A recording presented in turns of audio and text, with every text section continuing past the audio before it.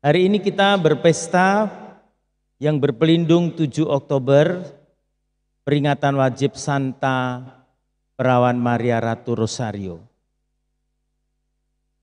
Memang belum ada secara resmi dan saya berharap kita menulis sejarahnya paroki ini.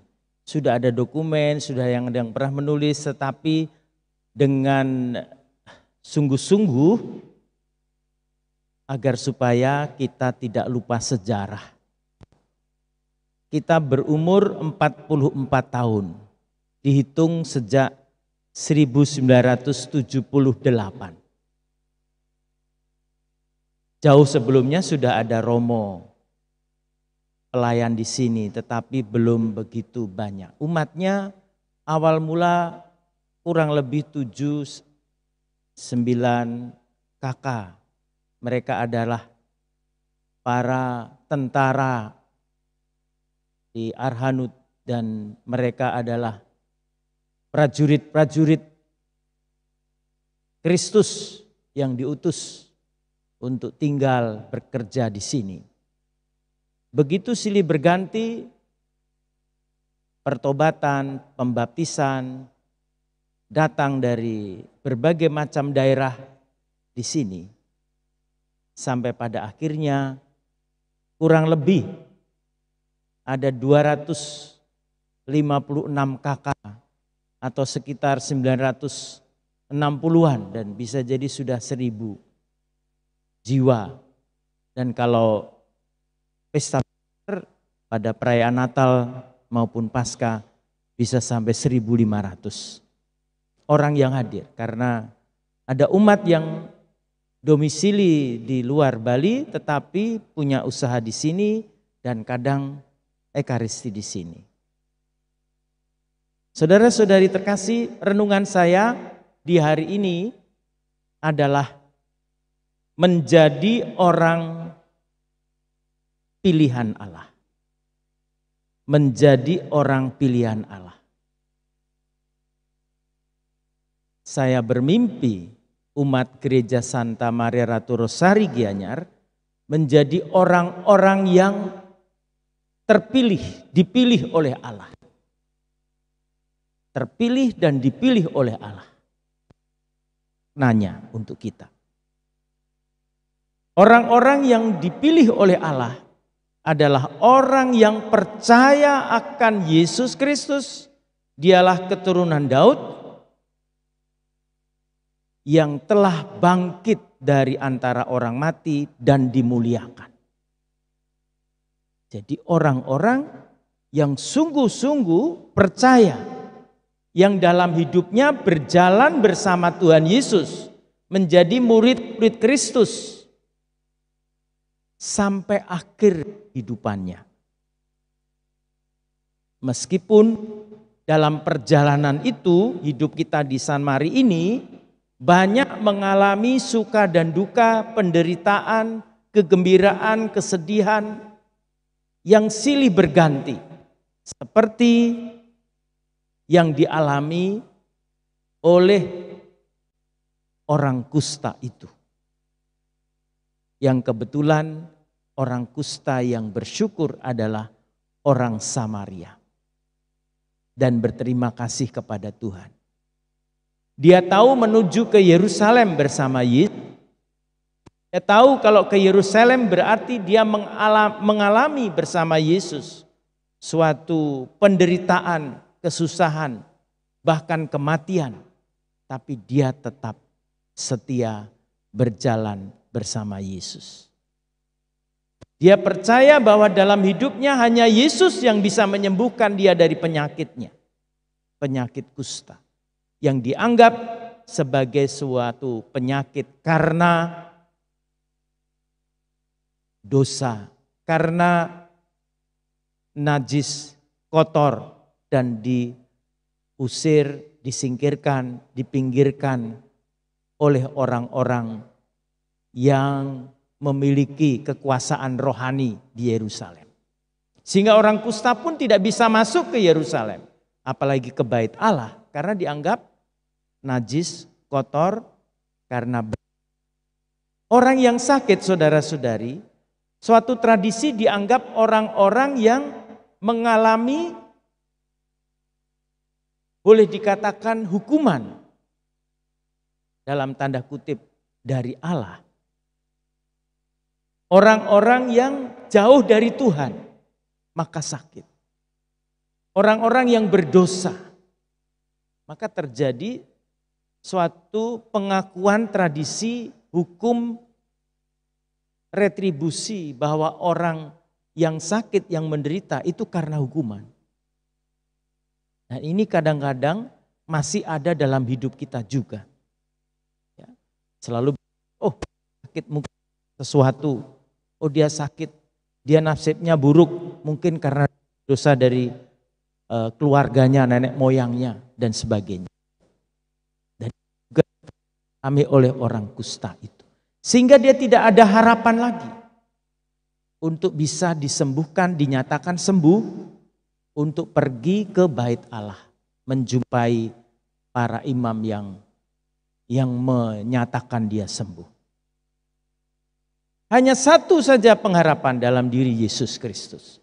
Maka menjadi orang-orang pilihan Allah adalah orang-orang menggantungkan dan kepercayaannya hanya kepada Tuhan Yesus. Dialah yang bangkit dari antara orang mati. Maka bacaan yang kedua sangat indah bagi saya. Ingatlah, selalu dia sampaikan kepada kita. Ingatlah, Yesus Kristus keturunan Daud adalah dia yang bangkit dari antara orang mati dan dimuliakan. Dan dimuliakan. Orang-orang yang percaya kepadanya tidak akan pernah ditinggalkannya. Dia tetap setia dengan kita orang-orang pilihannya. Meskipun di dalam belenggu penderitaan dan kesulitan. Seperti Santo Paulus. Amin. Santo Paulus dipenjara demi orang-orang pilihan itu, demi umatnya, maka dia mau biarkan saya di penjara. Yang penting umat saya tetap percaya kepada Yesus, mati hidup bersama dengan Yesus. Dan ini diharapkan San Mari, umat San Mari menjadi orang-orang pilihan Allah. Orang-orang yang mati hidup bersama dengan Yesus. Karena dia akan setia, meskipun kita kadang tidak setia. Dia akan selalu membela kita dalam perjalanan hidup kita dan dia akan memuliakan kita. Saudara-saudari terkasih, menjadi orang-orang pilihan Allah itu harus ada sifat-sifat, karakter. Dan saya harap umat San Mari punya karakter ini, yaitu ketekunan. Apa? Ketekunan. Umat San Mari diharapkan hari ini memiliki ketekunan. Ketekunan. Orang yang tekun tidak akan pernah lelah, berjuang terus. Kalau gagal, bangkit lagi, gagal, bangkit lagi, berjuang terus. Saya yakin dalam nama Tuhan, orang yang gagal dia akan belajar dari kegagalan dan menjadi sukses, menjadi lebih baik daripada sebelumnya. Tetapi tekun, harus ada ketekunan. Ketekunan itu berarti ada kesetiaan juga. Ketekunan dalam percaya sampai akhir hidup, mati hidup dengan Yesus. Ini. Sebab kalau tidak, pertanyaannya, apakah 100 tahun lagi San Mari ini masih ada enggak? Apakah 100 tahun lagi Gereja Katolik San Mari masih ada enggak? Tidak tahu. Kita semua sudah tidak ada di dunia ini. Ya. Maka ini momentum untuk berpikir ke depan. Lupakan yang di belakang. Ke depan. Stride forward. Lihat ke depan. Kita harus kompak. Kita harus bersatu untuk melihat ke depan. Saya yakin umat makin bertambah. Saya yakin bahwa pembangunan politik, sosial, budaya, perubahan Bali akan berkembang. Akan. Mulai rumah sakit internasional, mulai jalan tol yang akan dibangun dari Gilimanuk sampai ke daerah Mengwi, Badung, mulai dengan airport, mulai dengan begitu banyak orang datang ke Gianyar dari berbagai macam suku, agama, kelompok, kepercayaan. Pertanyaannya, 100 tahun lagi apakah gereja San Mari masih eksis? Kita mulai dari sekarang. Dia tetap eksis, dia tetap ada, dia tetap setia, dia tetap hidup. Karena gereja San Mari tekun dan setia kepada Yesus. Amin. Harus. Karena itu, ini harus menjadi PR refleksi kita bersama. Masih hidup. Saya harus berpikir akan menjadi apa. Perlu ketekunan, perlu kesetiaan dalam seluruh perjalanan hidup ini. Kita sadar Santo Paulus mengalami banyak goncangan dengan kepercayaan-kepercayaan, dengan aliran tawaran dunia. Oh, banyak sekali. Ya, nanti tahun depan 2023 dewan ini sudah tidak bisa dipilih lagi. DPP, Pak Beni, Pak Roni, Pak Hendrik harus ganti. Lingkungan-lingkungan yang sudah sepuh-sepuh itu ganti orang muda. Tidak ada alasan kalau dipilih Tuhan, siap seperti tentara Kristus. Ingat awal mula paroki ini adalah prajurit-prajurit. Seorang prajurit tidak pernah mengatakan tidak, dia harus siap apapun yang terjadi. Amin. Semua harus, termasuk kamu-kamu ya, ini di depan ini. Ya. Yang dekat dengan Romo, dekat dengan ya, harus siap. Sebentar lagi Anda jadi pemimpin. Jangan lari dari Tuhan. Ya, jangan lari dari Tuhan Yesus. Ingat baik-baik. Tuhan Yesus kejar kamu tiap malam nanti. Ya. Sampai ketemu, kamu bertobat. Yang kedua adalah, tadi saya katakan, orang-orang ketekunan, mati hidup bersama Kristus. Maka perlu mensyukuri atas apa yang Tuhan berikan. Orang yang bersyukur, orang yang berterima kasih adalah orang yang beriman, paham bahwa Tuhan itu hadir dalam hidup kita. Tuhan hadir dalam seluruh perjalanan 44 tahun gereja San Mari. Kalau tidak mungkin, tidak mungkin. Nah, coba bayangkan gereja sebesar ini, umat makin banyak, aktivitas di mana kita bisa, ya. Kita banyak Tuhan berikan. Ya. Anugerah ini datang begitu, ya. Tanpa kita rencanakan, tanpa kita rencanakan. Anak-anak banyak mulai aktif. Kor kemarin 6 lingkungan nyanyi semua. Tidak ada yang kalah, semua menang. Semua juara. Kalau saya semua juara. Kasih juara 1 semua. Termasuk memberi renungan anak-anak ya. Ada lomba beri renungan. Biarpun 1 menit ada yang beri renungan, juara juga. Ada yang 15 menit lewat, gak apa-apa, juara juga. Tuhan tidak ada yang kalah, semua menang. Nah ini harus kita hayati dalam hidup ini. Pertanyaannya, 100 tahun lagi Gereja Katolik San Mari, apakah masih ada eksis?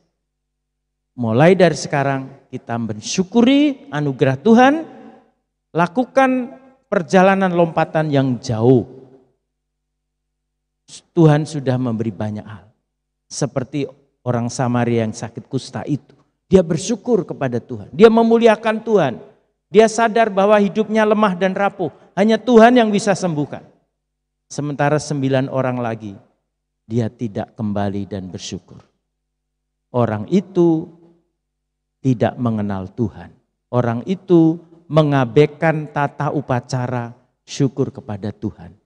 Sebaliknya orang Samaria yang dikatakan kafir itu, orang Samaria dikatakan tidak menyembah di Yerusalem, justru bersyukur.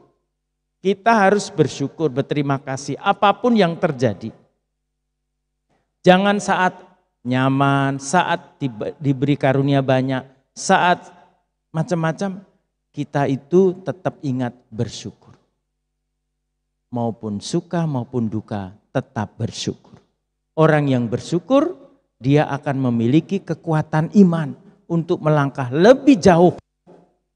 Tapi kalau tidak pernah bersyukur, tidak pernah berterima kasih, kita akan menjadi orang-orang yang selalu menuntut, mengeluh, dan membuat hidup kita tidak berkembang. Orang mengatakan, orang yang tidak pernah mengevaluasi dan bersyukur, dia mati imannya. Maka kita harus bersyukur. Hari ini kita harus bersyukur. Hari ini kita harus berterima kasih kepada Tuhan, kepada umat semua yang hadir, live streaming maupun di sini. Siapapun yang pernah misa di sini, ini adalah gereja Anda. Gereja yang universal. Gereja yang mau mandiri, mau misioner, dan untuk semua umat. Kita mohon dalam Ekaristi Kudus. Kemuliaan kepada Bapa dan Putra dan Roh Kudus,